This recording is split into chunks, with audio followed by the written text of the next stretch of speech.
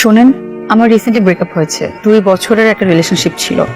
এতদিনেও আমি একটা মানুষকে চিনতে পারি নাই। 2 বছরেও যেহেতু একটা মানুষকে আমি চিনতে পারি নাই, সেখানে 2 দিনের পরিচয়ে বিয়ে করাটা আমার পক্ষে সম্ভব না। আপনি নিচে গিয়ে বলবেন আমাকে আপনার পছন্দ হয়নি, আপনি বিয়েটা করতে পারবেন না, প্লিজ।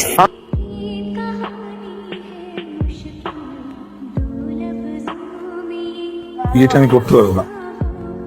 কি হলো আবার? সবকিছু তো ঠিকঠাকই ছিল। আমি আসলে প্রস্তুত না। যত দুঃখিত আপনাদের সময় নষ্ট করেছি।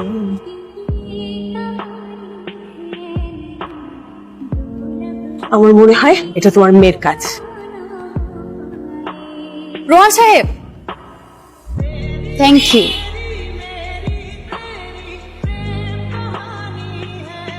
মামা কতক্ষণ লাগবে আর? এই তো আপা আর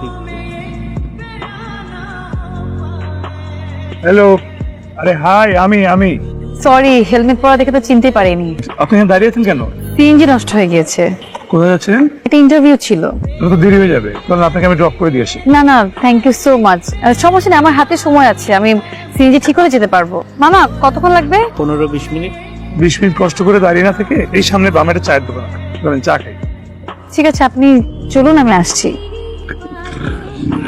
মামা আমি ওই চায়ের দোকানে যাচ্ছি, আপনি ঠিক করে চলে আসেন। এই মামা, 2টা চা। দোকানদার তো লাঞ্চ করতে বাইরে গেছে। তাহলে তো আর চা খাওয়া হলো না। আমি যেহেতু বলছি আপনাকে একবার চা খাওয়াবো, তা তো আমি খাওয়াবোই। আপনি চা বানাবেন? আগে খান, তারপর রিভিউ। আমি কিন্তু র চা খাই, চিনি অল্প। এই দিন চা। Thank you. বাহ, এত দারুণ চা কোনো ছেলে মানুষ বানাতে পারে? চা থেকে শুরু করে বিরিয়ানি আমি কিন্তু সবই পারি। এরকম রান্না বান্না জানা ছেলে মানুষকে তো যে কোনো মেয়ে বিয়ে করতে এক পায়ে রাজি হয়ে যাবে। আসলেই হ্যাঁ, তবে যদি সে ভালো মানুষ হয়। চাটা ভালো হয়েছে। আপনি এখন ইন্টারভিউ দিতে যাবেন, লাইনে ওয়েট করতে করতে আপনি টায়ার্ড হয়ে যাবেন, ঘুমো চলে আসতে পারে, তাই এটা আপনার জন্য। Thank you so much. আসি তাহলে। তাই।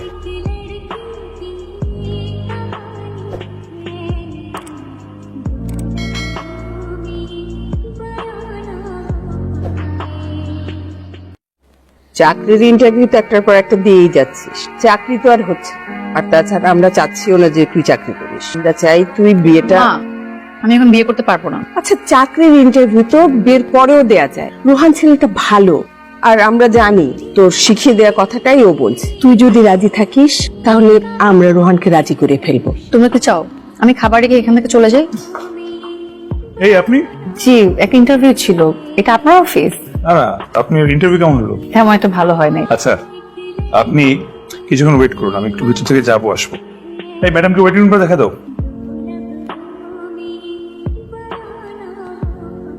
থ্যাংক ইউ এতক্ষণ পর্যন্ত অপেক্ষা করার জন্য। এই অ্যাপয়েন্টমেন্ট লেটার, চাকরিটা আপনার হয়ে গেছে। আপনি আমার জন্য সুপারিশ করেছেন। না, সুপারিশ না, মানে আসলে আমার ফ্রেন্ডের অফিস। আপনাকে অনেক ধন্যবাদ এত কষ্ট করার জন্য, কিন্তু চাকরিটা আমি করতে পারবো না। আমি নিজের যোগ্যতা চাকরি করতে চাই।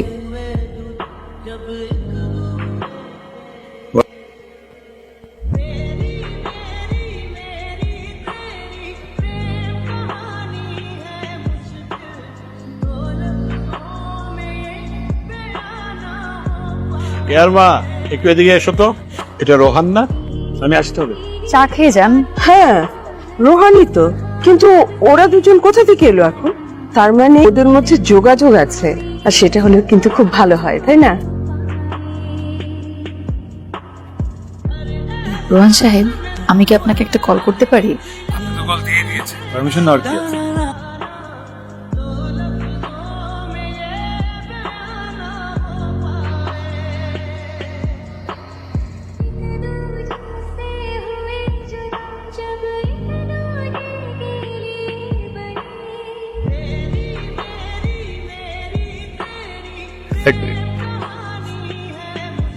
Hello, what?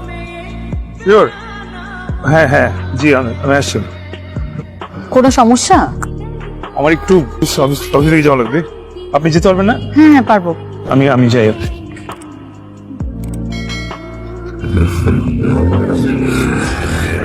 এই শোন না, রোহানের সাথে না খুব খুব মানায়। মা, এখন আবার রোহান আসছে কোত্থেকে? মা তুমি যাও প্লিজ, যাও প্লিজ।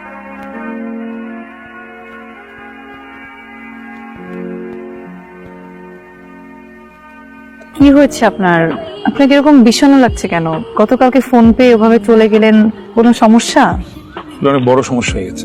আমাদের যে বিজনেস পার্টনার ছিল না আশিক, আমার সব ইনভেস্টমেন্ট নিয়ে ভেঙে গেছে। পুলিশকে ইনফর্ম করেছেন?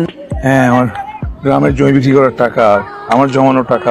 ভেঙে পড়বেন না, ব্যবসা তো লাভ লস থাকি। এরকম ভেঙে পড়লে আবার ঘুরে দাঁড়াবেন কিভাবে? আমার কাছে তো কোনো কিছু নাই যেটা বিক্রি করে নতুন ভাবে ব্যবসা শুরু করবো। পুলিশ আশিককে ধরে ফেল, কোনো না কোনো একটা সলিউশন তো হবে। এরকম দুশ্চিন্তা করবেন না। কই থাকিস বলতো? হ্যাঁ, ফোন দিলে ফোন ধরিস না। রোহানের সাথে দেখা করতে গিয়েছিলাম, ওনার একটু ঝামেলা হয়েছে। ঝামেলা মানে? মা, ওনার বন্ধু আছে না, ওই যে বিজনেস পার্টনারও আশিক, উনি না ব্যবসার সব টাকা পয়সা নিয়ে পালিয়ে গেছে। পুলিশ কি সব টাকা পয়সা নিয়ে? পুলিশ কেস হয়েছে, দেখা যাক কি হয়। আমার মনে হয় সলভ হয়ে যাবে। রোহানের সাথে তোর কোনো কথা হয়? হ্যাঁ হয়। কেন বলো তো? আমি চাই না ওর সাথে আর কোনো কথা হোক। মা, তুমি হঠাৎ এভাবে কথা বলছো কেন? ও যদি কোনো রকম যোগাযোগ করবার চেষ্টা কর, তুই কোনো রেসপন্স করবি না। মা, আমি না বুঝতে পারছি না, তুমি আমাকে এগুলো কেন বলছো? আমি যা করছি তোর ভালোর জন্য করছি। আরে কে যা? আন্টি আসসালামু আলাইকুম। ওয়ালাইকুম সালাম। আরে রোহান সাহেব, আপনি বাইরে দাঁড়িয়ে কেন? ভিতরে আসেন। আঙ্কেল আসসালামু আলাইকুম। মা টাঙ্গাইল থেকে চমচম পাঠিয়েছে আপনাদের। আঙ্গেলের চমচম আমার খুব পছন্দ। বসো। তোমার বিজনেস কেমন চলছে রোহান? আন্টি, দুর্ঘটনা ঘটে গেছে। আমার বিজনেস পার্টনার যিনি ছিল উনি বিট্রে করেছে আমার সাথে। এতটা কেয়ারলেস হলে জীবন, বিজনেস কোনো কিছুই হ্যান্ডেল করতে পারবে না। বিজনেসে লস হতেই পারে। বড়দের কথার মধ্যে কথা বলার শিক্ষাটা নিশ্চয়ই আমি তোমাকে দেইনি। ঘরে যাও। আন্টি, আমি তাহলে আসি। একটা কথা ছিল রোহান, কেয়ার বিয়ে ঠিক হয়েছে। এই সময় কেয়ার সাথে তোমার দেখা করা, কথা বলা, এটা একটু কমিয়ে দেওয়া দরকার। ওর শ্বশুর বাড়ির লোকজন জানতে পারলে এই ব্যাপারটা খুব একটা ভালো কিছু হবে না। আমি আসি। আসসালামু আলাইকুম।